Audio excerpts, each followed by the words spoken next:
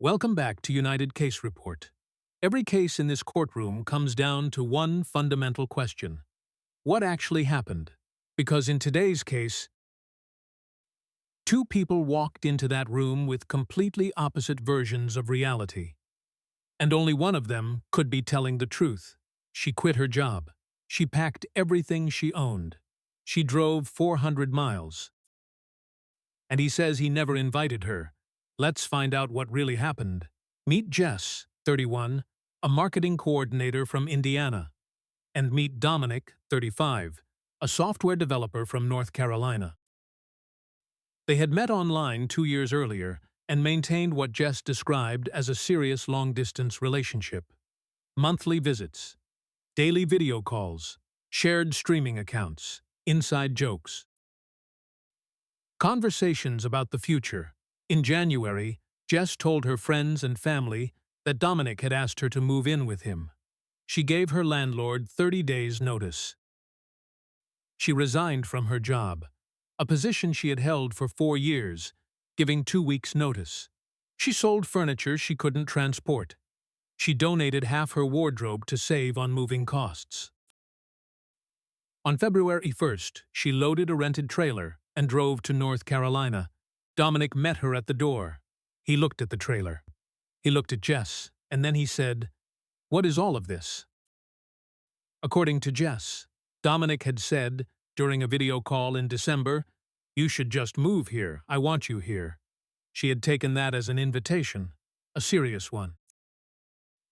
She had followed up over the next several weeks, and Dominic had not objected or corrected her. She had told him about giving notice at her job, about telling her landlord, about packing. He had responded to all of these updates. He had never said, "Wait, I didn't mean that." According to Dominic, he had made a casual voiceover. Offhand comment, the kind of thing people say in the warmth of a happy conversation. He said he never expected Jess to take it literally.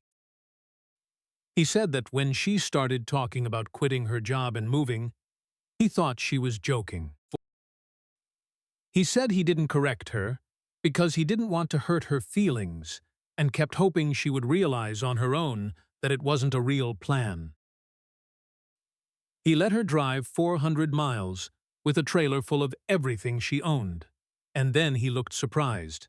Jess stayed in a hotel for 3 nights while she processed what had happened. She had no apartment, no job, and no way to undo what she had done.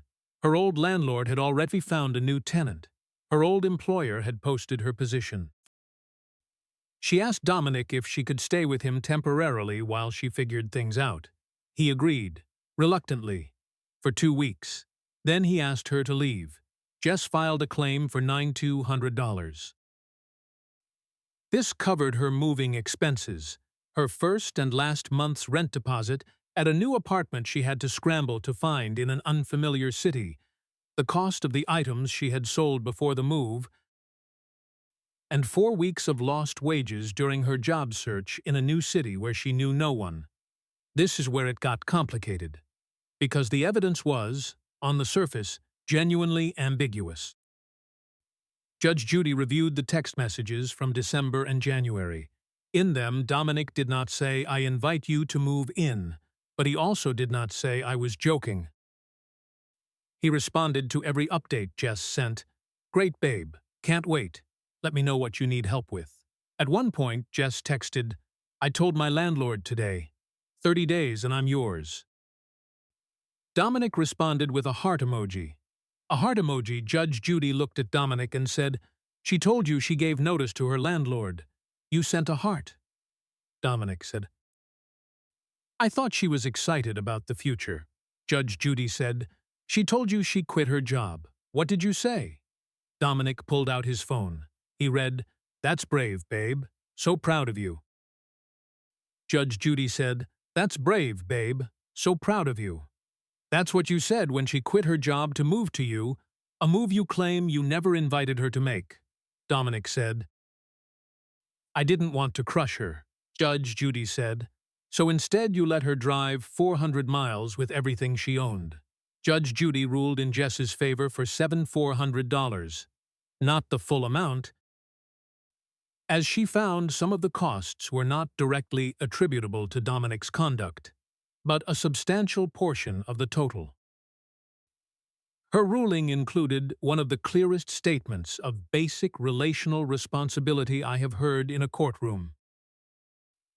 When someone tells you they are making life-altering decisions based on something you said, and you allow them to continue without correction, you have made a choice.